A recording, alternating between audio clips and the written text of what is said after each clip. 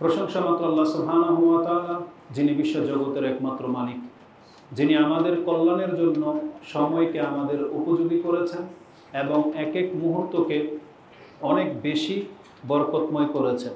তা আমরা আল্লাহ সুবহানাহু ওয়া তাআলার প্রশংসা করি, যিনি আমাদের কর্মে, আমাদের সময়ে, আমাদের সব কিছুতে বরকত রেখেছেন। আমরা বলি আলহামদুলিল্লাহ। সালাতু ওয়া সালাম প্রিয় নবী মুহাম্মদুর রাসূলুল্লাহ সাল্লাল্লাহু আলাইহি ওয়াসাল্লামের প্রতি, যার মাধ্যমে আমরা এই কল্যাণকর দিন পেয়েছি, যার মাধ্যমে বিগত সমস্ত জাতি থেকে আমাদের দিনকে সহজ করা হয়েছে, যার মাধ্যমে এই দিনে অসংখ্য নিয়ামত এবং মর্যাদার বিষয় রেখেছেন। আমরা সেই রাসূলের প্রতি সালাত এবং সালাম পাঠ করি। আমরা বলি আল্লাহুম্মা সাল্লি ওয়া সাল্লিম ওয়া বারিক আলা নবিয়িকা মুহাম্মদ।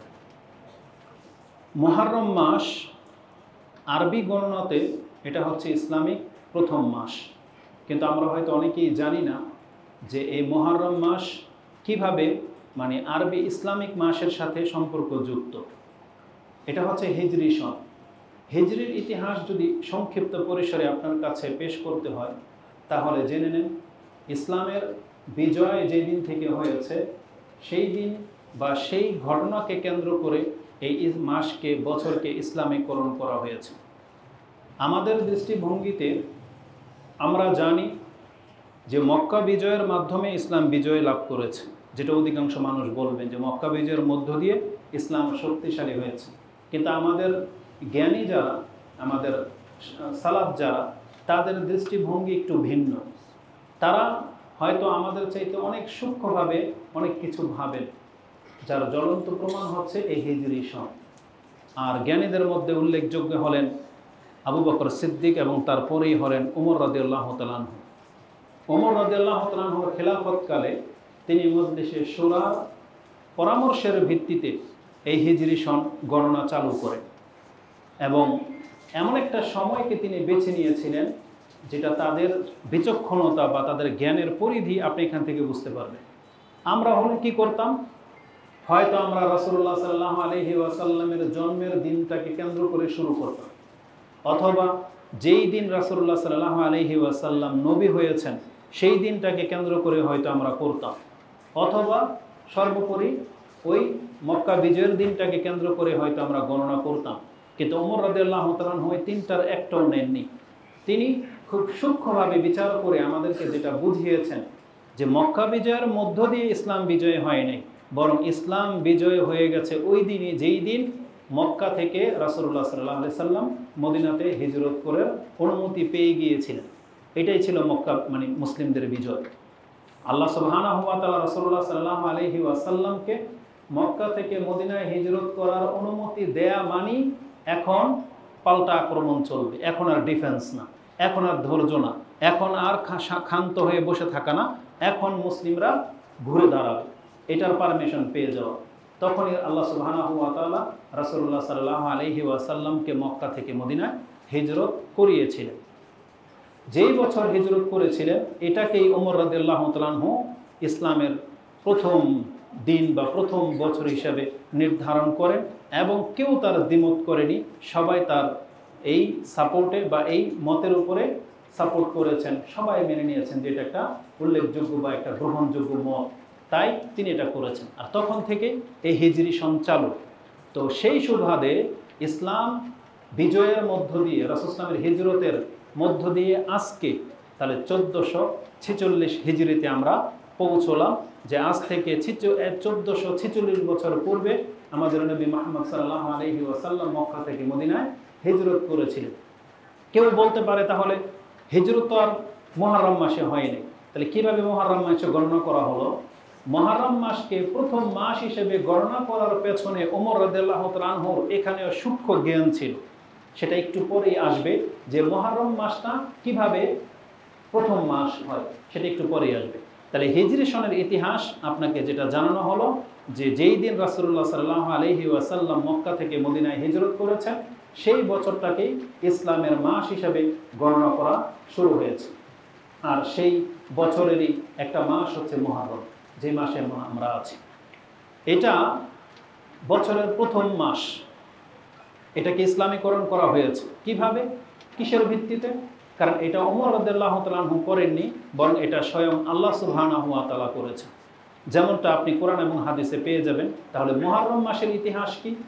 কোরআনে আল্লাহ সুবহানাহু ওয়া তাআলা আমাদেরকে যেটা জানিয়েছেন, যেটা আপনি পেয়ে যাবেন সূরা তাওবা 9 নম্বর সূরার 36 এবং 37 নম্বর আয়াতে, যে মাসকে কেন্দ্র করে মক্কার মুশরিকরা কি ছলচাতুরি করেছিল, এই ঘটনাটা এই সূরা তাওবার মধ্যে রয়েছে।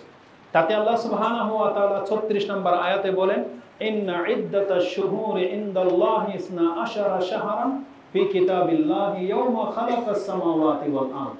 আল্লাহ সুবহানাহু ওয়া তাআলা বলেন, যেই দিন আমি আকাশ এবং জমিনকে সৃষ্টি করেছি, সেই দিনই আল্লাহ নির্ধারণ করেছেন যে পৃথিবীবাসী 12 মাসে 1 বছর গণনা করবে। মিনহা আরবাআতুন হুরুম, আর তার মধ্যে 4 মাসকে আল্লাহ সুবহানাহু ওয়া তাআলা সম্মানিত বলে ঘোষণা করে দিয়েছেন, যে 12 মাসে 1 বছর গণনা করা হবে, আর তার মধ্যে 4 মাস হবে পবিত্র মাস, মানে হারাম মাস। আল্লাহ সুবহানাহু ওয়া তাআলার বিধানে আল্লাহ এটাও জানেন যে পৃথিবীবাসী মুসলিম কাফেরদের সাথে জিহাদ করবে, রক্তপাত ঘটাবে। কিন্তু আল্লাহ সুবহানাহু ওয়া তাআলা তখন থেকে তার বিধানে তিনি লিখে দিয়েছিলেন, মুসলিমরা এই 4 মাসে অস্ত্র ধরবে না, মানে নিজেদের পক্ষ থেকে আক্রমণ শুরু করবে না। এই 4 মাস মুসলিমদের পক্ষ থেকে কাফেরদেরকে নিরাপত্তা দিয়ে দেওয়া হয়েছে। কিন্তু কোনো কাফের যদি আক্রমণ করে শুরু করে দেয়, তখন আর মুসলিমরা ক্ষান্ত থাকবে না, তখন পাল্টা জবাবে মুসলিমদের যুদ্ধ করা জায়েজ আছে। কিন্তু এই 4 মাস শুরু হয়ে গেলে মুসলিম প্রথমে অস্ত্র ধরতে পারবে না। এটা ছিল আল্লাহ সুবহানাহু ওয়া তাআলার বিধান। আর এই বিধান রহিত হয়ে যায়নি, আজও আছে, কিয়ামত পর্যন্ত থাকবে। কিন্তু অধিকাংশ মুসলিম আমরা এই হুরমত বা 4 মাসের এই হারাম হওয়া সম্পর্কে খুব কম আমাদের জ্ঞান রয়েছে। আমরা যে হারাম মাসের মধ্যে আছি, আমাদের কর্ম দিয়ে এটা কেউ বলতে পারবেন না যে এর পরের মাসের চেয়ে এই মাসের মধ্যে আপনি কি পার্থক্য করে দেখাতে পারবেন না। আপনি একটা সময় আপনি দেখতে পাবেন যে শাবান আর রমজানের মধ্যে আমরা একটা পার্থক্য করি। রমজান মাসটা আমরা যেভাবে কাটাই, শাওয়াল মাস আমরা সেইভাবে কাটাই না, কারণ রমজান মাসে আমরা অনেকটা ভদ্র হই। কিন্তু রমজান মাসের চাইতেও বেশি মর্যাদাপূর্ণ মাস হচ্ছে এই হারাম মাস, যেগুলোতে আল্লাহ নিষেধ করেছেন। রমজান মাসে যেহেতু সিয়াম থাকা অবস্থায় পাপ করা, আপনি বেঁচে থাকেন, পাপ করেন না, পাপকে বড় মনে করেন। আর এই 4 মাস আপনি সিয়াম না থাকলেও এই পাপগুলো অত বড় মাপের পাপ, যেটা একটু পরেই আপনার কাছে আসবে। আল্লাহ সুবহানাহু ওয়া তাআলা বলেছেন, মিনহা আরবাআতুন হুরুম, এই 4 মাস হচ্ছে হারাম, যালিকা দ্বীনুল কাইয়্যিম ফালা তাজলিমু ফীহিন্না আনফুসাকুম। এটা হচ্ছে প্রতিষ্ঠিত আল্লাহর বিধান, আর তোমরা খবরদার এই সময়গুলোতে নিজেদের নফসের উপরে জুলুম করো না। এটা হচ্ছে আয়াতের একটা অংশ বিশেষ। তারপর আরো কিছু কথা আছে। এই আয়াতের মধ্যে আল্লাহ 4 মাসকে হারাম করেছেন, কিন্তু 4 মাসের নাম উল্লেখ করেননি। তখন কি করে জানবেন? যারা শুধু কোরআনকে নিজেদের বিধানের জন্য যথেষ্ট মনে করেন, একটা ফিরকা বেরিয়েছে আহলে কোরআন। এটা রাসূল সাল্লাল্লাহু আলাইহি ওয়াসাল্লামের সাহাবীদের যুগ থেকে চলে আসছে এই মত পার্থক্য। একটা মানুষ বা একটা দল তৈরি হবে যারা সব সময় রাসূলুল্লাহ সাল্লাল্লাহু আলাইহি ওয়াসাল্লামের হাদিসগুলোকে অস্বীকার করার কাজে লেগে থাকবে। কিন্তু তারা প্রকাশ্যে হয়তো বলবে না যে আমি হাদিস মানি না বা হাদিস মানা যাবে না, কিন্তু তারা অ্যাঙ্গেলে কথা বলে। কি বলে? যে আমাদের কাছে কোরআনই তো যথেষ্ট, কোরআনই তো সব কিছু আল্লাহ খুলে খুলে বর্ণনা করেছেন, আর হাদিস তো 250 বছর পরে 200 বছর পরে লেখা হয়েছে, তাতে কত জালজয়ী কত মিশ্রিত আছে, এজন্য এগুলো মানা যাবে না। এগুলি উত্থাপন করা হয় এই নাস্তিকদের পক্ষ থেকে।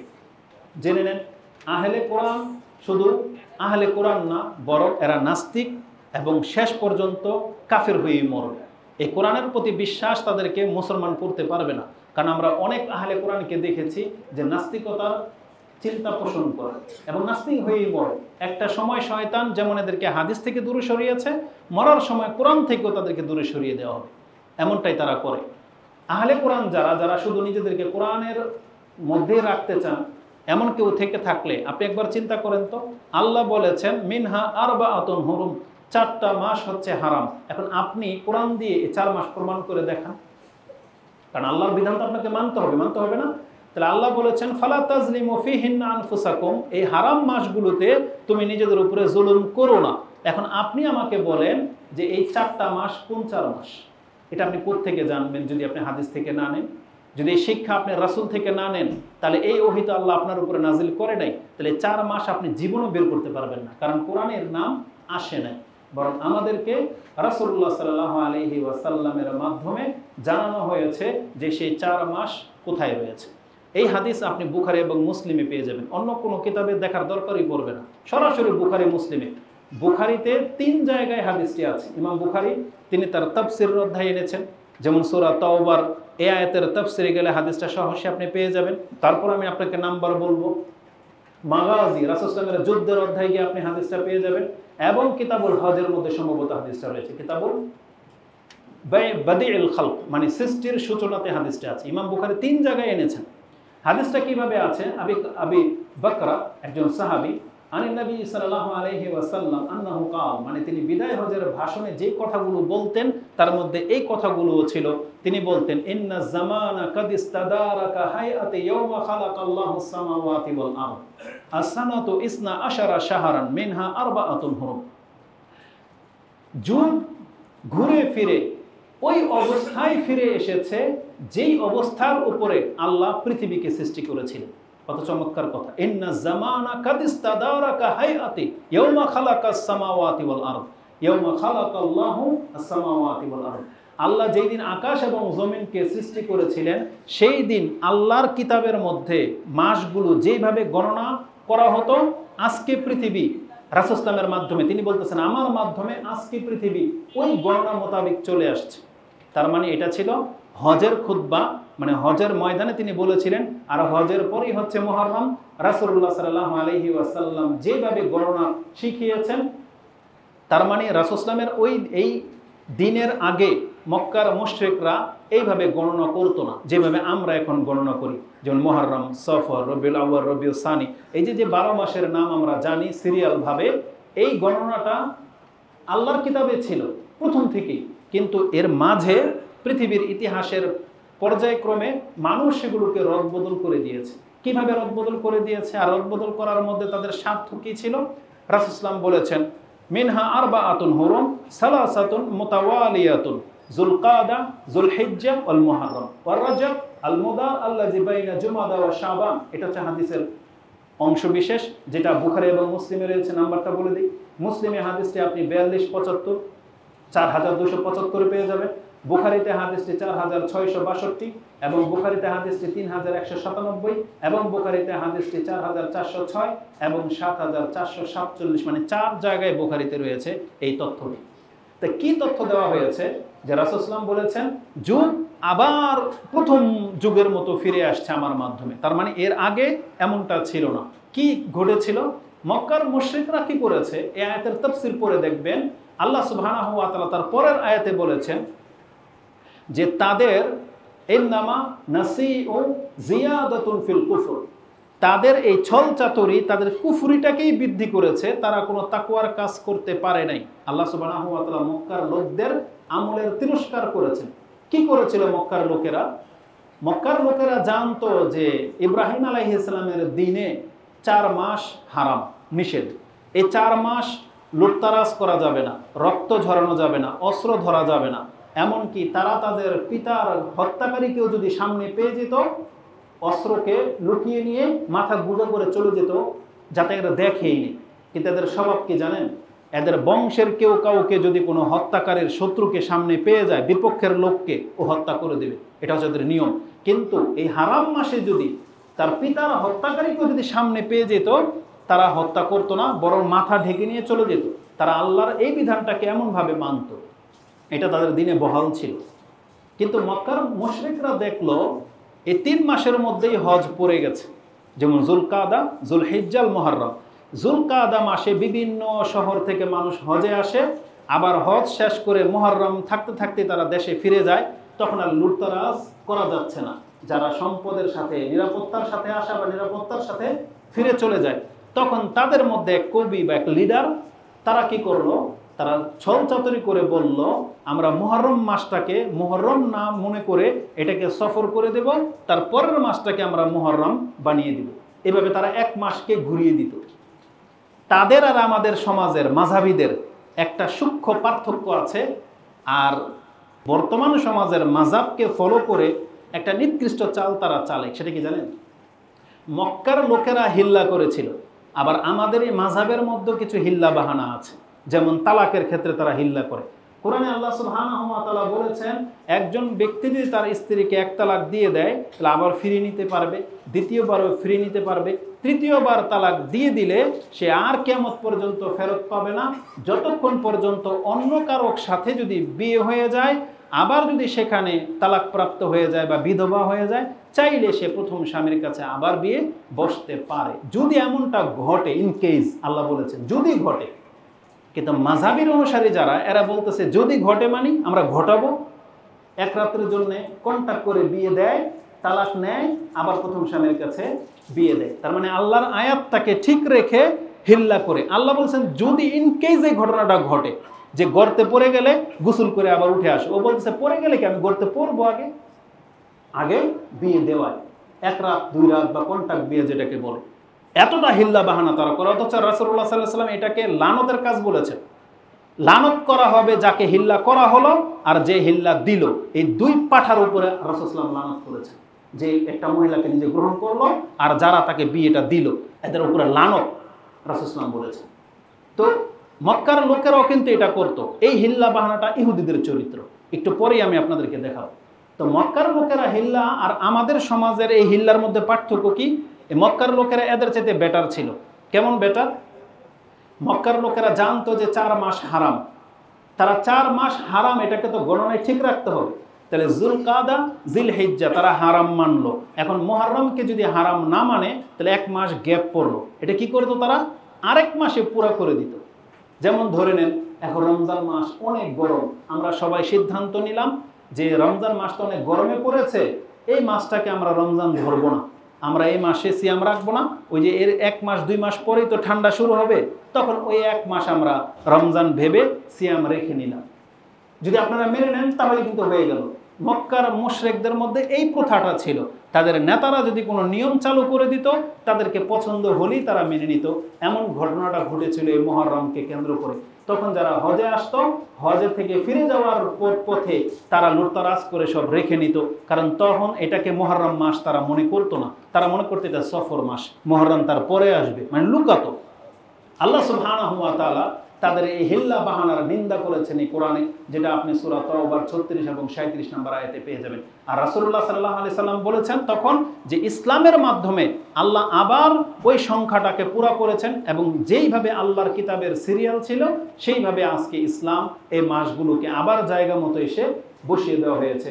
এই জন্য রাসূল বলেছেন ইন্না জামানা কাদ ইস্তাদারাকা হাইআতি ইয়াউমা খালাকাল্লাহুস সামাওয়াতি ওয়াল আরদ, আজকে জামানা ওই রকম ভাবে ফিরে আসছে যেভাবে আল্লাহর কিতাবে ছিল। তাহলে রাসূলুল্লাহ সাল্লাল্লাহু আলাইহি ওয়াসাল্লামের মাধ্যমে আল্লাহ অনেক কিছু সংস্কারও করে দিয়েছেন, সংস্কার করেছেন এই দিনের মধ্যে। তাহলে এটা ছিল মুহররম মাসের পরিচয়। এই মুহররম মাস আল্লাহ সুবহানাহু ওয়া তাআলার কাছে যেমন হারাম মাস, সম্মানিত মাস, এটা একটা বলে দিই। সম্মানিত মাস বলতে আপনি কি বুঝেন? আল্লাহ বলেছেন মিনহা আরবাতুন হুরুম, মানে 4 মাস যে হারাম। তো এই হারাম মাস বলতে আপনি কি বুঝেন? আমাদের বাঙালি ভাষায় আবার হারাম বলতে শুধু হারামটাকে বোঝে, হারাম মানে যে পবিত্র, হারাম মানে যে সম্মানিত, এটা আবার বোঝে না। এই জন্য দেখবেন মক্কা মদিনার নাম নিতে গেলে বলে হেরেম শরীফ। কোরআনে কিন্তু হেরেম শরীফ নেই, বাইতুল্লাহিল হারাম আছে, হারাম শব্দটা, কিন্তু তারা হারাম উচ্চারণ করতে চাই না, মানে তাদের জবান দিয়ে হারাম উচ্চারণটা হয়ই না, হেরেম বলে। কিন্তু অর্থ বোঝার চেষ্টা করতে হবে। হারাম মানে হচ্ছে নিষিদ্ধ, সম্মানিত বা মর্যাদাপূর্ণ। হারামকে হারাম কেন বলে? মক্কার নগরীতে ওখানে গাছ কাটা যাবে না, মক্কার হারামে, হুদুদে হারামের ভিতরে, সেখানে কোনো শিকার করতে পারবেন না, সেখানে কোনো পরিত্যক্ত বস্তু আপনি উঠিয়ে নেবেন আপনার জন্য হালাল নয়, সেখানে কারোর সাথে ঝগড়া করা মানে অন্যায় করা, পাপ করা একেবারে হারাম। এই জন্য ওই জায়গাটাকে বলা হয় হারাম, সেখানে রক্তপাত ঘটানোটা হারাম, এই জন্য বলা হয় এই জায়গাটা হারাম এরিয়া, তার মানে নিষিদ্ধ এরিয়া বা মর্যাদাপূর্ণ এরিয়া। এই জায়গাতে এই ধরনের কাজগুলো জায়েজ নাই, এটা হচ্ছে হারাম। কিন্তু তারা হারাম উচ্চারণই করতে চায় না। ওই উর্দু থেকে আসছে, পাকিস্তানে যেমন বলে হেরেম শরীফ, ইন্ডিয়ানরা বলে, তো বাঙালিরা ওইটাই শিখছে না। হারাম মানে হচ্ছে সম্মানিত, মর্যাদাপূর্ণ। কিভাবে আপনি এটাকে সম্মান দেবেন? আল্লাহ ওই আয়াতে ইঙ্গিত করে দিয়েছেন, ফালা তাজলিমু ফীহিন্না আনফুসাকুম, তোমরা তোমাদের নফসের উপরে কিন্তু জুলুম করবে না। এই আয়াতের তাফসিরে আব্দুল্লাহ ইবনে আব্বাস রাদিয়াল্লাহু তাআলা আনহুমা তিনি বলেন, আল্লাহ বলেছেন ফীহিন্না, তোমরা এই সময়গুলোতে জুলুম করবে না, তার মানে 12 মাস পুরাটাই। শুধু 4 মাস হারাম বিদায় আপনি শুধু 4 মাস পাপ থেকে বেঁচে থাকবেন বিষয়টা এমন না। আল্লাহ 4 মাসকে হারাম করেছেন, তারপরেও তিনি আমাদেরকে বলেছেন তোমরা 12 মাসই পাপ করা থেকে বেঁচে থাইকো। কিন্তু কাতাদা রাহিমাহুল্লাহ তিনি বলতেছেন না, যেহেতু আল্লাহ সুবহানাহু ওয়া তাআলা নিজে বলেছেন 4 মাস হারাম, আল্লাহ নিজেই 4 মাসকে একটু এক্সট্রা সম্মান দিয়েছেন, তাহলে আমাদের উচিত এই 4 মাসে আরও বেশি পাপ থেকে বেঁচে থাকা উচিত। কেন? তিনি বলেছেন এইভাবে, ইন্না যুলম ফিল আশহুরিল হারাম আযামু খাতিআতান ওয়া উযরান ফি মা সিওয়া মিনা যুলমি ফি মা সিওয়া। নিশ্চয়ই এই 4 মাসের পাপ অন্যান্য মাসের পাপের চাইতে বেশি গুনাহ আপনার আমলনামায় লেখা হবে। যদিও ওয়া ইন কানা আয-যুলমু আলা কুল্লি হালিন খাতিআতুন, যদিও পাপ সর্বাবস্থায় পাপ, সর্বাবস্থায় আপনার জন্য ক্ষতিকর, কিন্তু এই 4 মাসে যদি কোনো ব্যক্তি পাপ করে তাহলে আর বেশি গুনাহ লেখা হবে। কেননা ওয়ালাকিন্নাল্লাহা ইউআযযিমু মিন আমরিহি মা ইয়াশা, কারণ আল্লাহ তার বিধানে একে অপরের উপরে প্রাধান্য দিয়েছেন। যেমন এই মসজিদে নামাজ পড়লে যেই নেকি, হারাম শরীফে নামাজ পড়লে কি একই নেকি? আরো বেশি। তাহলে এখানে পাপ করলে যেই গুনাহটা হবে, হারামে গুনাহ পাপ করলে কি একই গুনাহ হবে? আরো বেশি গুনাহ হবে। আর এর দলিল রয়েছে, রাসূলুল্লাহ সাল্লাল্লাহু আলাইহি সাল্লাম বলেছেন, মুলহিদিন ফিল হারাম মুবতাগিন ফিল ইসলামি জাহিলিয়া। 3 ব্যক্তির কথা আছে, সালাসাতুন আবগাদুন নাস ইলাল্লাহি সালাসাতুন, এটা বুখারীতে আছে হাদিস। 3 শ্রেণীর মানুষ আল্লাহর কাছে গজবপ্রাপ্ত বা রাগান্বিত। এক ধরনের মানুষ হচ্ছে মুলহিদুন ফিল হারাম, যারা হারামের মধ্যে পাপ করে, এদেরকে আল্লাহ ঘৃণা করে।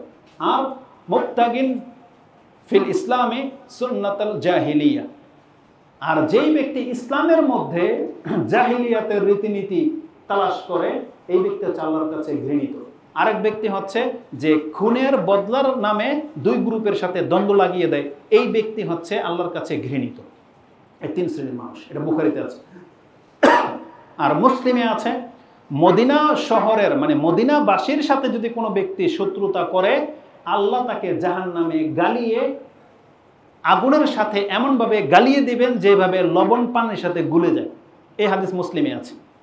তার মানে বোঝা যাচ্ছে যে মদিনা শহরের সাথে পাপ করলে এটার শাস্তিটা বেশি হবে, এটা হচ্ছে প্রমাণ। তাহলে যেহেতু স্থান ভেদে নেকি এবং পাপ কম বেশি হয়, সময়ের ক্ষেত্রেও তাই। যেমন উপযুক্ত সময়ে আপনি এই কাজটা করলে যেই নেকি, আর রমজান মাসে করলে নেকিকে বর্ধিত করে দেওয়া হয়, যেমনটা আমরা জানি। তো ঠিক তিনি ওই থিওরিতেই বলেছেন, যেটা আল্লাহ নিজে এই 4 মাসকে এক্সট্রাভাবে হারাম ঘোষণা করে দিয়েছেন, অতএব আমাদেরও উচিত যেই জিনিসটাকে আল্লাহ সম্মান করেছেন, ফাআযযিমু মা আযযামাল্লাহ, আল্লাহ যেটাকে সম্মান দিয়েছেন আমাদেরও উচিত সেটাকে সম্মান দেওয়া। অতএব এই 4 মাস আমাদেরকে বিশেষভাবে লক্ষ্য রাখতে হবে, আমাদের দ্বারা যেন কোনো বড় ধরনের পাপ হয়ে না যায়। এটা ছিল এই হারাম মাসের মর্যাদা। এই মুহররম মাসের আরেকটি মর্যাদাকর বিষয় হলো, এই মাসটাকে প্রত্যেকটা মাসের পৃথক পৃথক মর্যাদা থাকে বা নাম থাকে। এই মুহররম মাসের একটা পৃথক মর্যাদা হলো, এই মাসকে আল্লাহর মাস বলা হয়েছে। বলেন তো, আল্লাহর মাস, এতে এমন কি পার্থক্য হলো? সব মাসই তো আল্লাহর, কিন্তু কি পার্থক্য জানেন? যেমনটা আপনার ঘরের সাথে মসজিদের পার্থক্য। মসজিদকে কি বলা হয়েছে? বাইতুল্লাহ, আল্লাহর ঘর। তার মানে পৃথিবীর সমস্ত ঘর থেকে মসজিদ হচ্ছে বেশি সম্মানিত, তাই না? আল্লাহর সাথে যেটা নাম লেগে যায়, যেমন কোরআনকে কি বলেন? কালামুল্লাহ, কিতাবুল্লাহ, রাসূলুল্লাহ, মানে আল্লাহর সাথে যেটা লেগে যায় এটার মর্যাদা অটোমেটিক বেড়ে যায়। তাহলে এই মুহররম মাসটাকে আল্লাহর মাস বলে সম্বোধন করেছেন রাসূলুল্লাহ সাল্লাল্লাহু আলাইহি ওয়াসাল্লাম। হাদিসটা আন আবি হুরায়রা ক্বালা রাসূলুল্লাহ সাল্লাল্লাহু আলাইহি ওয়াসাল্লাম আফদালু সিয়ামি বাদা রমাদানা শাহরুল্লাহিল মুহররম। তিনি বলতে পারতেন শাহরুল মুহররম, শাহরুল মুহররম মানে মুহররম মাস, কিন্তু এখানে বলছেন আল্লাহর মাস মুহররম মাস। যে সবচেয়ে শ্রেষ্ঠ সিয়াম হলো রমজান মাসের সিয়াম, আর তারপরেই হলো আল্লাহর মাস মুহররমের সিয়ামের মর্যাদা। এই হাদিসটি ইমাম মুসলিম কোট করেছেন, যেটা সিয়ামের অধ্যায়ে আপনি 26-45 পেয়ে যাবেন। 2645 লাইভ হচ্ছে, যা এই মাসের মর্যাদাকে আরো বাড়িয়ে দেয়। তাহলে আমরা হিজরি সনের ঘটনা জানলাম এবং মুহররম মাসের মর্যাদা জানলাম। যদি এক একটি বিষয় এক একটা খুতবা লেগে যাবে, কিন্তু আমি প্রত্যেকটা বিষয় আপনাকে একটু টাচ দিচ্ছি। তাহলে মুহররম মাসের মর্যাদা আমরা কি পেলাম? যে মাসের কথা কোরআনে আলোচনা এসেছে, রাসূলুল্লাহ সাল্লাল্লাহু আলাইহি ওয়াসাল্লাম বলেছেন, এবং এই মাসের নাম হলো আল্লাহর মাস। মাসগুলোর মধ্য থেকে যেমন মুহররমের মর্যাদা আপনি জানলেন, তবে জেনে নেন দিনগুলোর মধ্য থেকেও এক একটা দিন এক একটা দিনের চাইতে মর্যাদাবান। যেমন সপ্তাহের মধ্যে জুমার দিনের মর্যাদা সব থেকে বেশি, এইভাবে প্রত্যেক মাসেই কিছু না কিছু দিন থাকে যেই দিনগুলোর মর্যাদা অনেক বেশি। যেমন আমরা গত মাসে জিলহজ মাসের 10 দিন সম্পর্কে আপনি আলোচনা শুনেছেন, তাই না? এই 10 দিন হচ্ছে শ্রেষ্ঠ 10 দিন। তেমনি রমজান মাসের 10 দিন, শেষ 10 দিন গুরুত্বপূর্ণ, তার মধ্যে একটা রাত তো কদরের রাত, একদিন। তাহলে এইভাবে প্রত্যেকটা মাসেই বিশেষ কিছু দিন থাকে। মুহররম মাসেরও বিশেষ দিন চলতেছে এখন। মুহররমের 10 দিনই কিন্তু অত্যন্ত গুরুত্বপূর্ণ।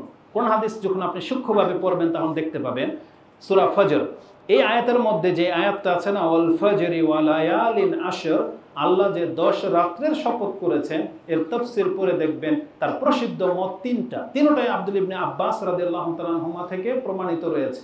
তার একটা তাফসীর হলো এই 10 দিন মানে হচ্ছে রমজান মাসের শেষ 10 দিন, এটাও প্রসিদ্ধ। এই অর্থ হলো জিলহজ মাসের প্রথম 10 দিন, এটাও সঠিক। এবং আরেকটা মত হলো এই 10 বলতে আল্লাহ সুবহানাহু ওয়া তাআলা মুহররমের 10 দিনকে উদ্দেশ্য করেছেন। এই মুহররমের 10 দিন অত্যন্ত গুরুত্বপূর্ণ। সংক্ষিপ্ত একটু জানিয়ে দিই, আপনি হয়তো জানেন যে মুসা আলাইহিস সালাম তুর পাহাড়ে কতদিন কাটিয়েছিলেন? 40 দিন, 40 রাত মানে 40 দিন কাটিয়েছিলেন। প্রথমত তাকে আল্লাহ সুবহানাহু ওয়া তাআলা 1 মাসের জন্য ডেকেছিলেন। ওই 1 মাস সেটা ছিল জিলহজ মাস। জিলহজ মাস শেষ হয়ে যাওয়ার পরে আল্লাহ বলেছেন তুমি আরো 10 দিন থেকে 40 দিন পুরা করো।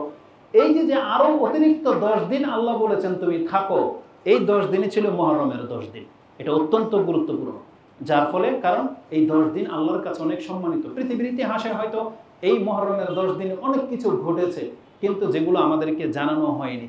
দুই একটা কিছু আমরা জানি, সেটা আমরা আপনার কাছে পেশ করব। তো কোরআনে আল্লাহ সুবহানাহু ওয়া তাআলা যে 10 রাত্রের শপথ করেছেন, এর তাফসীর যদি এই মুহররমের 10ও হয়ে থাকে, তাহলে জেনে নেন আল্লাহর এই শপথ এই 10 দিনের মর্যাদাটাকে বাড়িয়ে দিচ্ছে।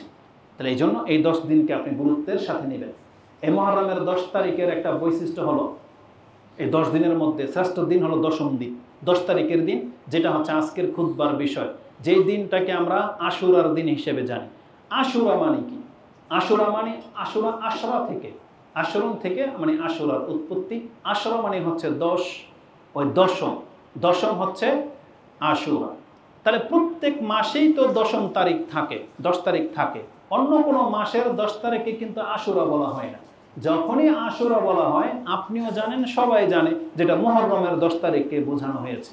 বরং এই মুহররমের 10 তারিখকে যে বিশেষ নাম দেওয়া, এটাই প্রমাণ করে যে এই দিনটি অন্যান্য 10 তারিখের মতো না। এই জন্য হাদিসে সরাসরি এসেছে ইয়ৌমে আশুরা, মানে 10 তারিখের দিন, মানে মুহররমের 10 তারিখের দিন। এই দিনটা অত্যন্ত মর্যাদাপূর্ণ।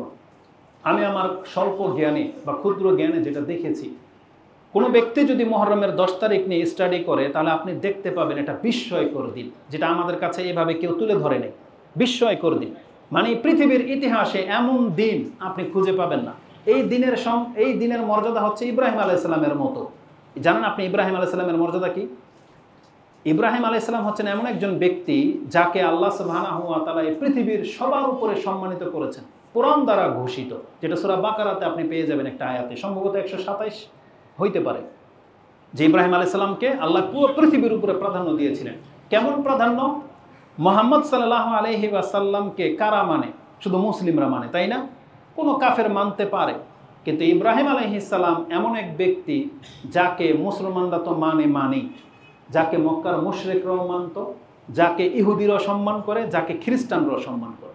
মানে ইব্রাহিম আলাইহিস সালামের সন্তানই কিন্তু সব, এই সব ধর্ম। কোন ধর্ম? মক্কার মুশরিকদের ধর্ম।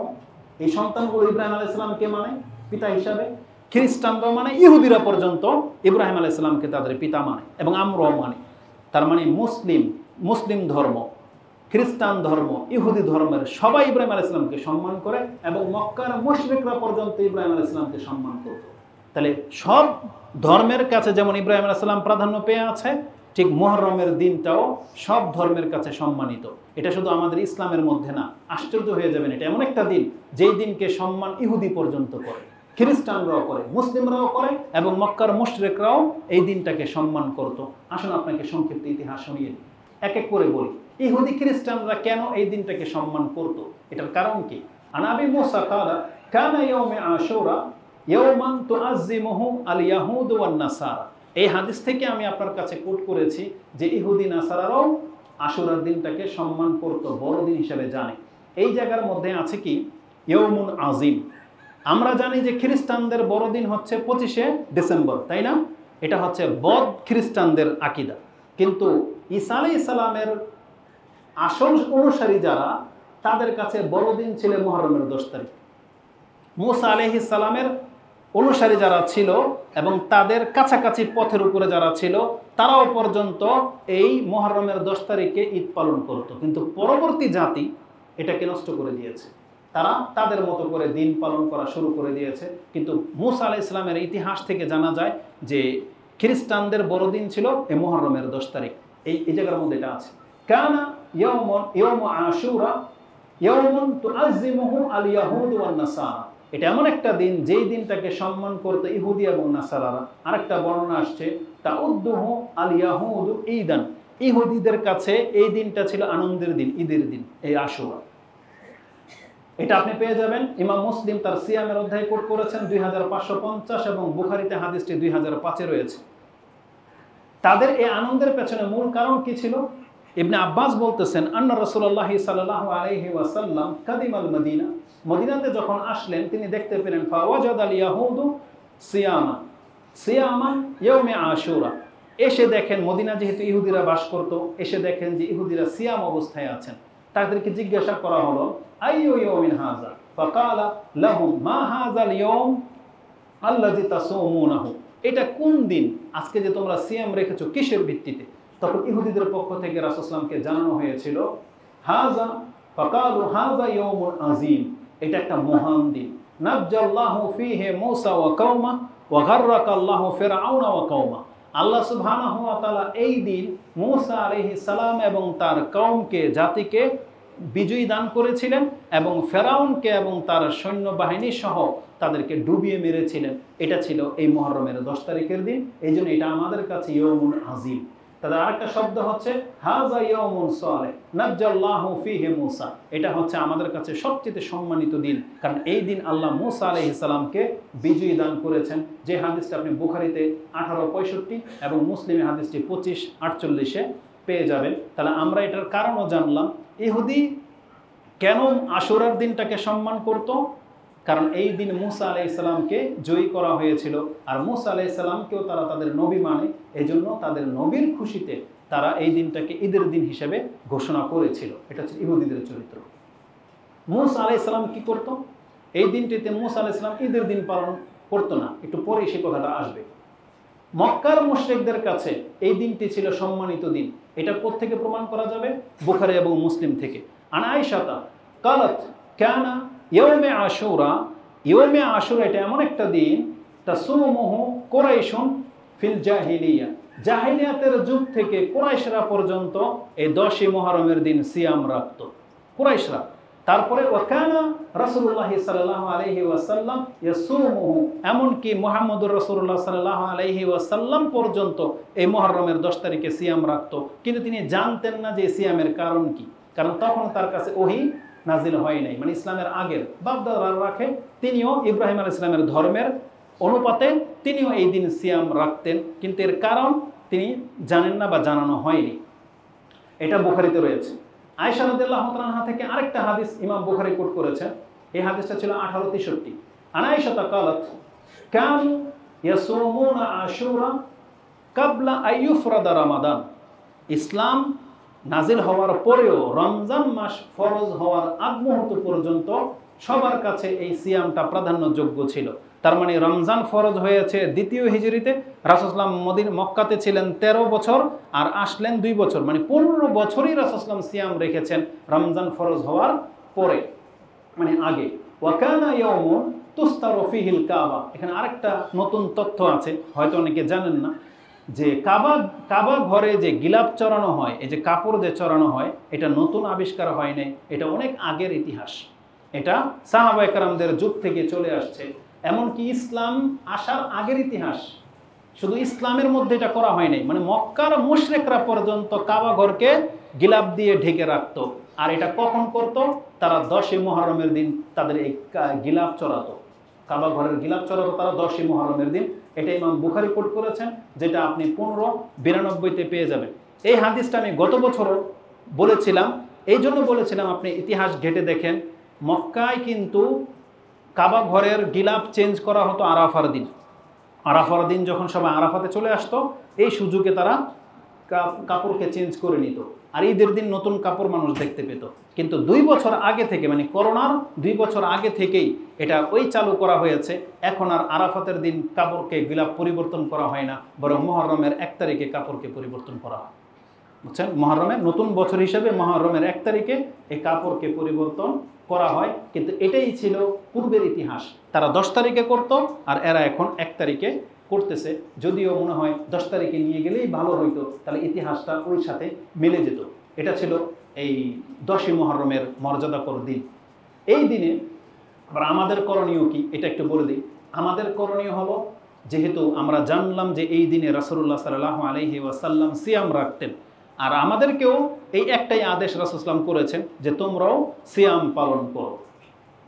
আন ইবনে আব্বাস ক্বালা মা আলিমতু, আর এটা এমন একটা দিন, এই সিয়ামের প্রতি এতটা গুরুত্ব দেওয়া হয়েছে। আব্দুল ইবনে আব্বাস হাদিসটাকে এইভাবে পেশ করেছেন, দেখেন কিভাবে। তিনি বলেছেন, মা আলিমতু আন্না রাসূলুল্লাহ সাল্লাল্লাহু আলাইহি ওয়াসাল্লাম ইয়াতাহাররা সিয়ামা ইয়াউমি ফাদ্দালাহু আলা গায়রিহি ইল্লা হাযাল ইয়াউম, ইল্লা হাযা আল ইয়াউম ইয়াউমে আশুরা ওয়া হাযা শাহর ইয়ানি শাহরু রমাদান।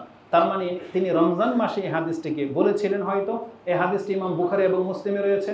বুখারীতে 2006 এবং মুসলিমে 2552, মানে 2552 নম্বরে হাদিসটা রয়েছে।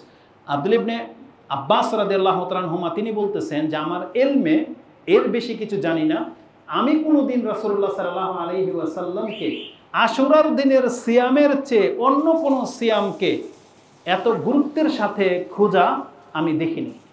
তার মানে কোন দিন 10ই মুহররমের দিন হবে, এটার জন্য রাসূলুল্লাহ সাল্লাল্লাহু আলাইহি ওয়াসাল্লাম দিন তারিখ গণনা করে রাখতেন, চাঁদ দেখতেন, মানে যাতে 10ই মুহররম মিস না হয়ে যায়। তিনি এই দিনটাকে এত গুরুত্বের সাথে দেখতেন, যেটা অন্য কোনো সিয়ামকে এতটা গুরুত্ব দিতেন না। আর মাস হিসেবে রমজান মাসের সিয়ামকে, এই 2টা সিয়ামকে তিনি অত্যন্ত গুরুত্বের সাথে নিতেন। এবং এই হাদিস ইমাম বুখারী কোট করেছেন, যেমনটা বললাম 2006 এবং মুসলিমে 2552-তে রয়েছে। এই দিনকে পাওয়ার জন্য রাসূলুল্লাহ সাল্লাল্লাহু আলাইহি ওয়াসাল্লাম যত্নবান হতেন।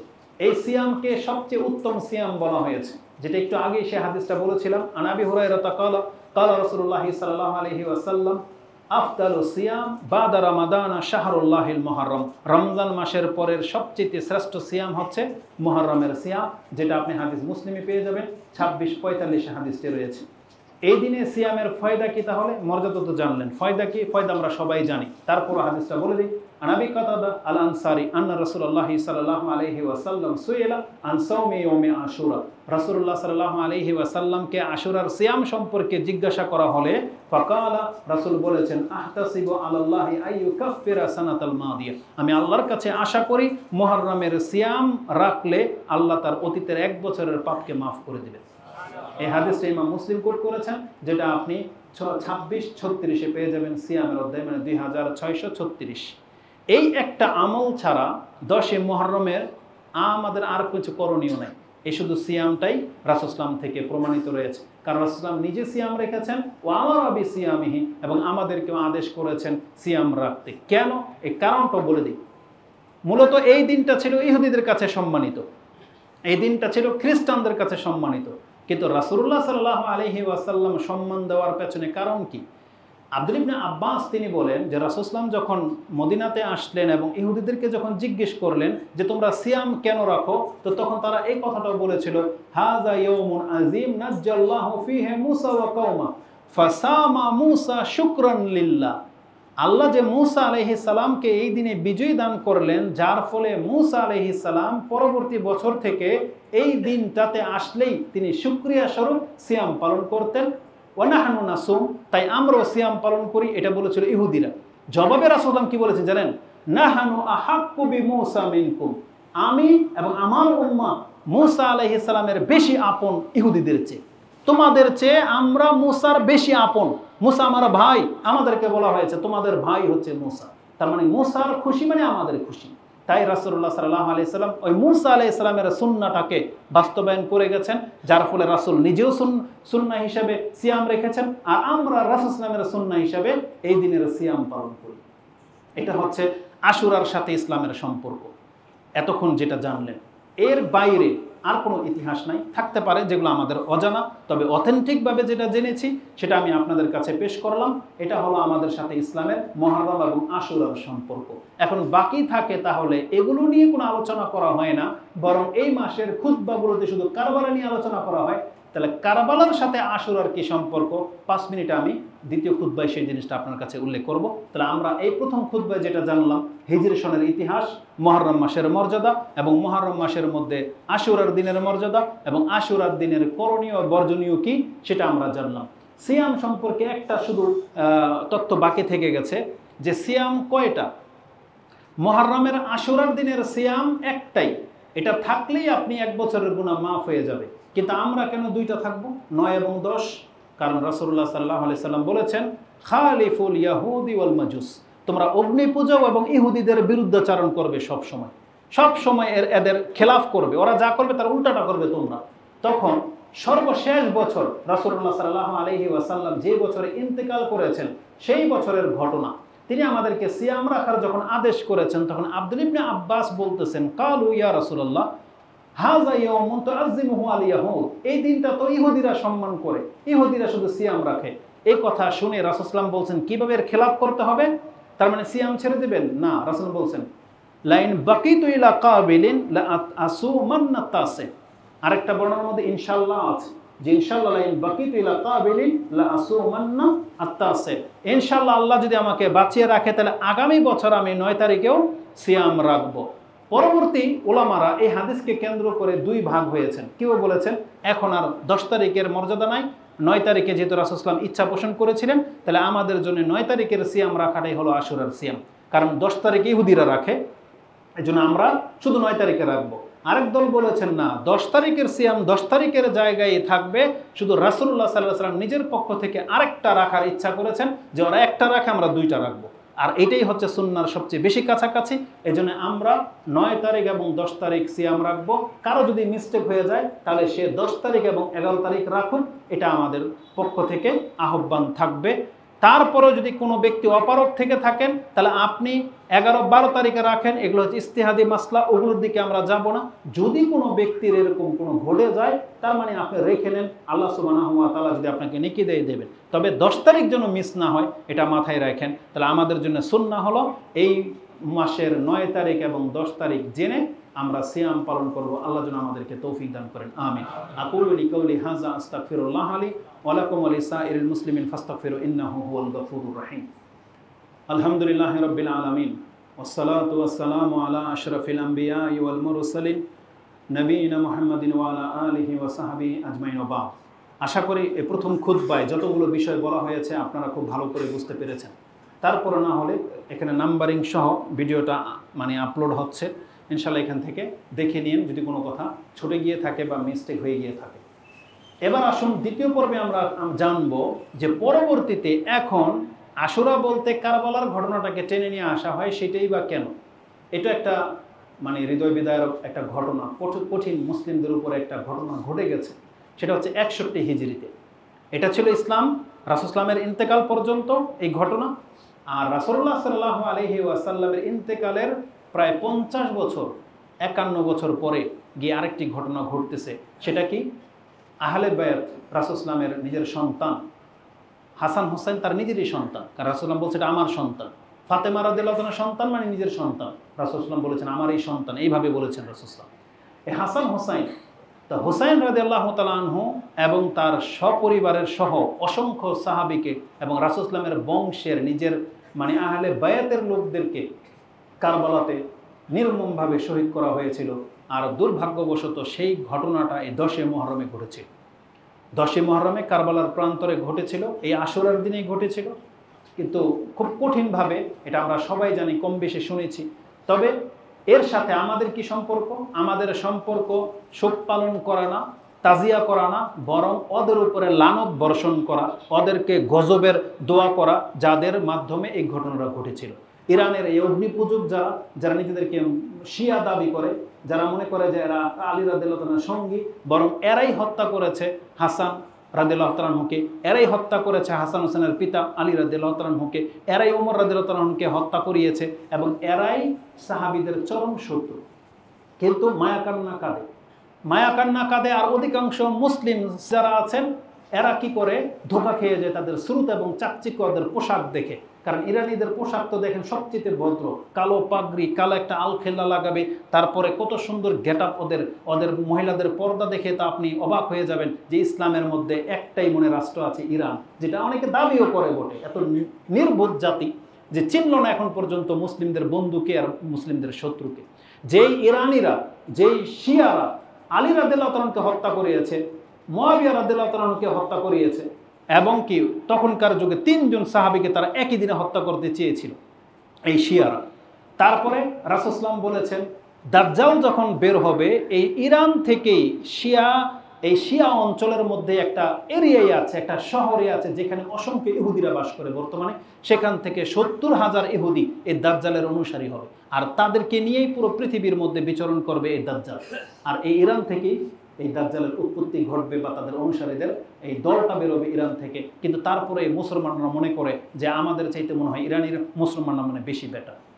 এটা অত্যন্ত আক্ষেপের বিষয়, ধর্ম না জানার কারণে এমনটা হয়েছে। আপনি ধর্ম শিখতে হবে আপনাকে। তো হুসাইন রাদিয়াল্লাহু তাআলার নির্মম ঘটনাটা কি ঘটেছিল, তাকে কারবালার প্রান্তরে শিয়ারা হত্যা করেছিল, যেই ঘটনাটা আপনি পেয়ে যাবেন সেটা ছিল 10ই মুহররম। তখন তার বয়স ছিল 57, এটা 61 হিজরির ঘটনা। শিমার বিন জুল জৌশান ওর নাম, শিমার বিন জুল জৌশান, শিমার নামে প্রসিদ্ধ। এ হত্যা করেছিল, শহীদ করেছিল হোসেন রাদিয়াল্লাহু তাআলা। এই শিমারের ঘটনা কি ঘটেছিল, পরবর্তীতে যে হত্যা করেছিল শিমার, এ শুধু হত্যাই করেনি, হত্যা করে নিয়ে যখন এদের সেনাপতির কাছে হোসাইন রাদিয়াল্লাহু তাআলার মাথাটা পেশ করা হয়েছিল, তখন সে কাঠি নিয়ে তার নাকের মধ্যে খোঁচাচ্ছিল এবং বলতেছিল, আল্লাহর কসম করে বলছিল, আমি পৃথিবীতে অনেক মানুষ দেখেছি, এর মতন সুন্দর কোন মানুষ আজ পর্যন্ত আমি দেখিনি। এই বলে হিংসায় খোঁচাচ্ছিল। তখন আনাস রাদিয়াল্লাহু তাআলা সেখানে উপস্থিত ছিল।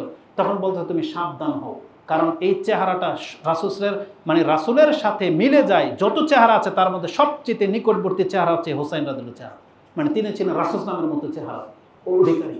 আর এই জায়গাগুলোতে আমি রাসূল সাল্লামকে চুমু দিতে দেখেছি যেখানে তুমি খোঁচাচ্ছ, এইভাবে তাকে নিষেধ করা হয়েছিল। কিন্তু এই বদবখ বা এই গজবপ্রাপ্ত লোকটা ক্ষান্ত হয়নি। শেষে তার ইতিহাস সাক্ষী ইমাম তিরমিজি সে হাদিস কোট করেছেন, এ যখন মারা যায়, একেও যখন হত্যা করা হয়েছিল ঠিক এইভাবে হত্যা করা হয়েছিল। এবং এ যেমন হোসেন রাদিয়াল্লাহু তাআলা আনহুর নাকের মধ্যে কাঠি দিয়ে খুঁচিয়েছিল, কিন্তু ওর লাশের সাথে কি করেছে, একটা বিষধর সাপ, সবার চাক্ষুষ সামনে দেখেছে একটা বিষধর সাপ ওর কান দিয়ে নাক দিয়ে ঢুকতো আর বেরোতো, সবাই দেখতো। তার মানে ওকে মস্তক কামড়ে খেয়েছে। আল্লাহ সুবহানাহু ওয়া তাআলার পক্ষ থেকে এইভাবে এই পৃথিবীর ইতিহাস লিখে দিয়েছে।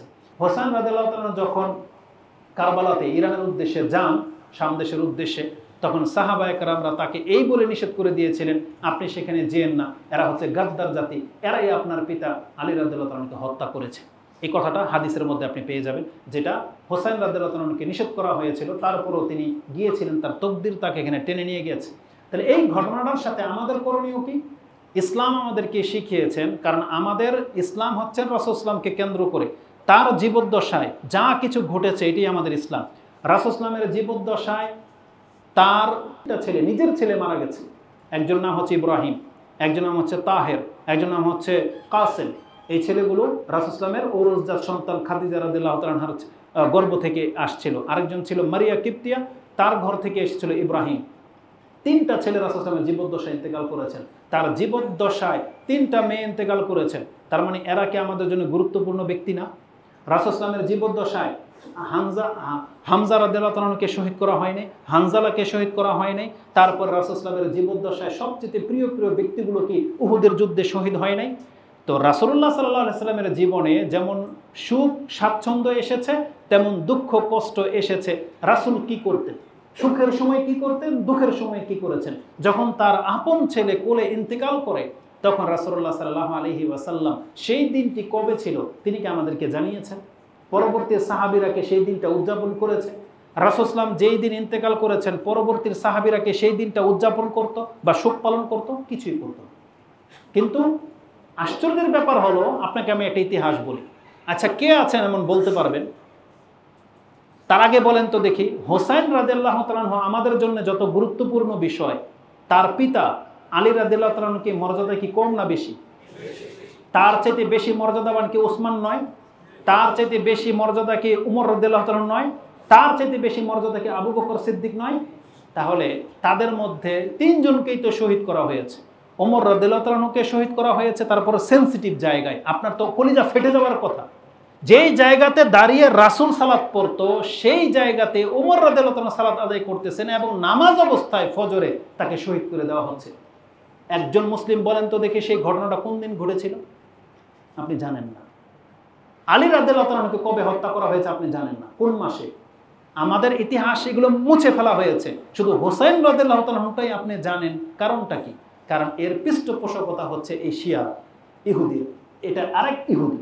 আপনি জানেন ইহুদিদের খালাতো ভাই হচ্ছে এই শিয়া, যারা আজকে মিলে ফিলিস্তিনকে ধ্বংস করে দিচ্ছে। এর সাথে শিয়া মূল হচ্ছে ইন্ধনদাতা, এরাই ফোকাস হচ্ছে অন্য কিছু, কিন্তু ভিতর দিয়ে এরাই মুসলিমদেরকে হত্যা করাচ্ছে এই শিয়ারা, কিন্তু আপনারা আবার তাদের সাথে সাপোর্ট করেন। তো ওমর রাদিয়াল্লাহু তাআলার মতন ব্যক্তিকে কোন দিন হত্যা করা হয়েছে সেই ডেট আপনার জানা নাই, কিন্তু কারবালাকে নিয়ে আপনি লাফালাফি করেন কেন?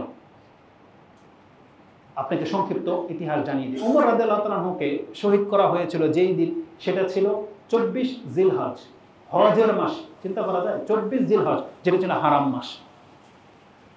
27 জিলহজ একটা বর্ণনা আসছে আঘাতটা করা হয়েছিল 24 জিলহজ, তার ইন্তেকাল হয়েছে 27 জিলহজ, 23 হিজরির ঘটনা এটা। ওসমান রাদিয়াল্লাহু তাআলাকে হত্যা করা হয়েছিল 28 জিলহজ, এটাও হজের মাসে, অথবা আইয়ামে তাশরিকের দিনে। কি মনে করেন? 28 জিলহজ অথবা আইয়ামে তাশরিকের দিনে, যেই দিনগুলো আমাদের কাছে পবিত্র। আর তাকে হত্যা করা হয়েছে কোরআন পাঠ করা অবস্থায়। কি মনে করেন? তার ঘরের ভিতরে তিনি কোরআন পাঠ করতেছিলেন। আবার যখন তিনি হত্যা হন বা তাকে যখন শহীদ করা হয়, তার এক স্ত্রী বলেছিল, তোমরা আজকে ওসমানকে ছেড়ে দাও অথবা মেরে ফেলো, তোমরা জেনে নাও কাকে হত্যা করতে চাচ্ছ। যেই ওসমান রাতে নামাজে দাঁড়িয়ে কোরআন খতম করে দেয়, তাকে তোমরা হত্যা করতেছো। এইভাবে তাদেরকে সতর্ক করেছিল, কিন্তু তারা মানে নাই, তারা ওসমান রাদিয়াল্লাহু তাআলাকে হত্যা করেছিল। আলী রাদিয়াল্লাহু তাআলাকে ফজর নামাজে যাওয়ার পথে হত্যা করা হয়েছিল, সেটা ছিল 27, 17 অথবা 20, আরেকটা বর্ণনা আসছে 21 রমজানের দিন। কি মনে করেন? মাসগুলো আপনি চিন্তা করে দেখেন, সেই সময় তাকে হত্যা করা হয়েছে। হাসান রাদিয়াল্লাহু তাআলাকে 28 সফরে হত্যা করা হয়েছে 20 পান করিয়ে, এটা একটা ইতিহাসে এসছে। তাহলে এই যে পার্সনগুলো, আপনি তার কোনো কিছুই পালন করেন না, শুধু 10ই মুহররম আসলে আপনি শিয়াদের তালে নাচেন, এমনটা কেন? আমি যখন ছোট ছিলাম, আপনাদের এলাকায় ঘটেছে কিনা জানি না, আমাদের এই কুসংস্কারগুলো ছিল। আমরা দেখতাম যে 10ই মুহররমের আগে তারা কুরবানির গোশতগুলোকে শুটকি করে রাখতো।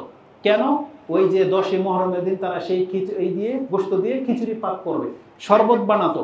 তারপরে কুলা ধান দুবলা নিয়ে বিভিন্ন ঘরে ঘরে গিয়ে তারা ধর্ণা ধরতো, ডাকডোল পিটাতো, বৃষ্টির চাইতো। এই ঘটনাগুলো ঘটতো এই মুহররমের মধ্যে, যেগুলো কুসংস্কার বেদাতি এলাকা, সেগুলোর মধ্যে এগুলো ঘটে, যেটা আমরা ছোট থেকে দেখে আসছি। আলহামদুলিল্লাহ, আল্লাহ সুবহানাহু ওয়া তাআলা কোরআন এবং সুন্নাহর দাওয়াতের মাধ্যমে এই সমস্ত বেদাতি কর্মকাজগুলো সমাজ থেকে বিলুপ্ত হয়ে যাচ্ছে। আমরা বলি আলহামদুলিল্লাহ। ইসলাম যত আপনি জানবেন তত কুসংস্কারগুলো দূর হয়ে যাবে। তা আমি আর লম্বা করব না, ইসলামের ইতিহাস সম্পর্কে আপনাকে এতটা জানতে হবে। আরেকটা কথা জেনে যান, শিয়ারা আজকে কারবালাকে কেন্দ্র করে যে রোদন করে, যে চাকু মারে, জামা কাপড় ছিঁড়ে ফেলে, এটা দেখার পরেও, যেটা আপনার নবীর স্পষ্ট হাদিস বিরোধী, তারপরও এদেরকে আপনি মুসলমান ভাবেন, এদের জন্য আপনি মায়া কান্না কাঁদেন কেন? রাসূলুল্লাহ সাল্লাল্লাহু আলাইহি সাল্লাম বলেছেন, লাইসা মিন্না মান লাতামা হুদুদাহু আও দারাবা হুদুদাহু ওয়া শাক্কাল জুয়ুবা ওয়া দাআ বিদাওয়াল জাহিলিয়া। তারা আমার উম্মতের অন্তর্ভুক্ত নয় যারা নিজেদের গাল চাপটায়, বুক থাবড়ায়, জামা কাপড় ছিঁড়ে ফেলে এবং জাহিলিয়াতের ডাকার মতো ডাকে, হাই হুসাইন, হাই হুসাইন। এটা কি? ওই জাহিলিয়াতের ডাক। কারণ জাহিলিয়াতের যুগে বলতো আমার বাঘ, আমার শের, আমার পাহাড় মরে গেছে, এই করছে, এগুলো বলে না, মেরে ফেলছে। যেমন আমাদের সমাজের মানুষ, আমার সোনার ধন ছিল, আমার এটা ছিল, ওইটা ছিল, কলিজার টুকরা ছিল, এই কথাগুলো বলে কান্না করা, এটাকে বলা হয় রোদন করা। আর রাসূল বলেছেন, যারা জাহিলিয়াতের যুগের মতো কান্না করে, রোদন করে, এরা আমার উম্মতের অন্তর্ভুক্ত না। যেটা আপনি হাদিস বুখারী এবং মুসলিমে পেয়ে যাবেন। মুসলিমে হাদিসটি 186তে ঈমানের অধ্যায় রয়েছে, বুখারীতে হাদিসটি 1294 রয়েছে। এবং সর্বশেষ হাদিস এই মর্মে, আন্না আবা মালিক আল আশআরি হাদাসাহু আন্না নবী সাল্লাল্লাহু আলাইহি ওয়াসাল্লাম ক্বালা আরবাউ ফি উম্মতি মিন আমরিল জাহিলিয়া। 4টা কর্ম, জাহিলিয়াতের কর্ম, যেটা আমার উম্মতের মধ্যে থেকে যাবে। তার একটা হচ্ছে ওকালা না এই হাতুন, একটা হচ্ছে নাহিয়া, মানে ওই রোদন করা, যেটাকে বলে নিয়া করা, মিন আমরিল জাহিলিয়া। রাসূল সাল্লাল্লাহু আলাইহি ওয়াসাল্লাম বলেছেন নিয়া করাটা হচ্ছে এটা হচ্ছে জাহিলিয়াতের কর্ম।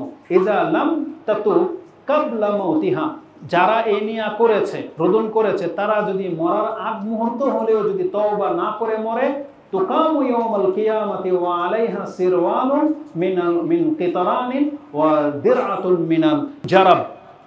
যারা এরকমের যে রোদন করে, যাদেরকে ধরে রাখা যায় না, যাদের সন্তান মরে গেলে দেখেন কিছু মহিলাদেরকে ধরে রাখা যায় না, কাপড় টাপড় সব খুলে ফেলে, এরা যদি মরার আগেও যদি তওবা না করে মরে, তাহলে কিয়ামতের মাঠে আল্লাহ তাদেরকে একটা পায়জামা পরাই দিবেন। কেউ বলেছেন আলকাতরা, আর কেউ বলেছেন লোহিত গলিত ধাতু, মানে জাহান্নামের আগুনে গালিয়ে একটা পায়জামা বানানো হবে, সেটা তাকে পরানো হবে এবং তাদের বর্মটা হবে এত সংকীর্ণ, কেউ বলেছেন চুলকায় এমন আলকাতরা বিশিষ্ট, অথবা কেউ বলেছেন এত সংকীর্ণ ঢুকতে চাইবে না, কাঁটাযুক্ত হবে, তার পুরো শরীর চিরে এই পোশাক তাকে আটকে ফেলা হবে। কেন? কারণ সে কিন্তু উলটপালট করে, মানুষ যখন শরীর বেশি চুলকায় দেখবেন যে এরকম করে ছটফট করে। তা এই জন্য আল্লাহ সুবহানাহু ওয়া তাআলা তাদেরকে এই আলকাতরার জামা পরিয়ে দিবেন, অথবা কেউ বলেছেন লোহার উত্তপ্ত জামা পরিয়ে দেওয়া হবে। এই হাদিসটি ইমাম মুসলিম কোট করেছেন, যেটা আপনি 2049 পেয়ে যাবেন, 2049 নম্বর হাদিসে, এবং ইবনে হিব্বানে 1581-তে রয়েছে। এটা ছিল আজকের খুতবার মূল বিষয়। এই জন্য হুসাইন রাদিয়াল্লাহু তাআলাকে কেন্দ্র করে কারবালাতে যারা এই শিয়ারা এমনটা করে থাকে, বুক চাপটায়, তারপরে চাকু মারে, এরা রাসূল সাল্লাল্লাহু অন্তর্ভুক্ত নয়। রাসূল সাল্লাল্লাহু স্পষ্টভাবে আমাদেরকে নিষেধ করে গেছেন। অতএব আল্লাহ সুবহানাহু ওয়া তাআলা তিনি আমাদেরকে যেন এই খুতবার মাধ্যমে বা ইসলামের এই শিক্ষার মাধ্যমে আমাদেরকে যেন সঠিক পথ দেখান। আমরা যা বলি, আমরা যা শিখি, এটাকে মেনে নেওয়া এবং সেই অনুযায়ী আমল করা আল্লাহ তুমি আমাদেরকে তৌফিক দান করো। এবং যতগুলো বাতিল ফিরকা রয়েছে, যতগুলো গুমরাহি পথ আছে, আল্লাহ সেই পথ থেকে ফিরিয়ে আমাদেরকে কোরআন সুন্নাহর পথে পরিচালিত করার তৌফিক দান করো এবং আমাদেরকে কোরআন সুন্নাহ মেনে চলার তৌফিক দান করো। আমাদেরকে ইসলামে নিয়ে আসার পরে আল্লাহ আবার আমাদের অন্তর যেন বক্র না হয়ে যায়, যেমনটা আল্লাহ আমাদেরকে শিক্ষা দিয়েছেন কোরআনে, যে আমরা প্রত্যেকে বলবে রব্বানা লা তুযিগ কুলুবানা বাদা ইয হাদাইতানা ওয়া হাব লানা মিন লাদুনকা রাহমা ইন্নাকা আনতাল ওয়াহ্হাব। এবং রাসূলুল্লাহ সাল্লাল্লাহু আলাইহি সাল্লাম থেকে আনাস রাদিয়াল্লাহু তাআলা আনহু তিনি বলতেন যে আমি অধিক মাত্রায় রাসূলকে যেই দোয়াটা করতে শুনতাম, তিনি বলতেন ইয়া মুসাররিফাল কুলুব সাররিফ কালবি আলা তাআতিক, ইয়া মুকাল্লিবাল কুলুব সাব্বিত কালবি আলা দীনিক। আপনি কি মনে করেন এটা এমন দোয়া? আপনার ইবাদতের বেশি সময় লাগানোর চেয়ে ইসলামের উপরে টিকে থাকা, এটা হচ্ছে কিয়ামত পর্যন্ত একটা চ্যালেঞ্জিং বিষয়। আজকে মানুষের অন্তরের মধ্যে অনীহা তৈরি হয়ে যাচ্ছে, ইসলাম সম্পর্কে, আল্লাহ সম্পর্কে, পরকাল সম্পর্কে সন্দিহান হয়ে যাচ্ছেন না। আপনি আপনার অন্তরের এই কুমন্ত্রণা থেকে আল্লাহর কাছে আশ্রয় চাইবেন প্রতিনিয়ত। আপনি বলবেন আল্লাহুম্মা ইন্নী আউযু বিকা মিন শাররি নাফসি ওয়া শাররি শায়তানি ওয়া শিরকি। আল্লাহ, আমি আমার অন্তরের কুমন্ত্রণা, খারাপি এবং শয়তানের খারাপি থেকে তোমার কাছে আশ্রয় চাচ্ছি। এটা আমাদেরকে প্রতিনিয়ত করতে হবে। আল্লাহ আমাদের দোয়াকে কবুল করুন, আমিন। সুবহানাকাল্লাহুম্মা রাব্বানা বিহামদিকা আশহাদু আল্লা ইলাহা ইল্লা আনতা আস্তাগফিরুকা ওয়া আতুবু ইলাইক।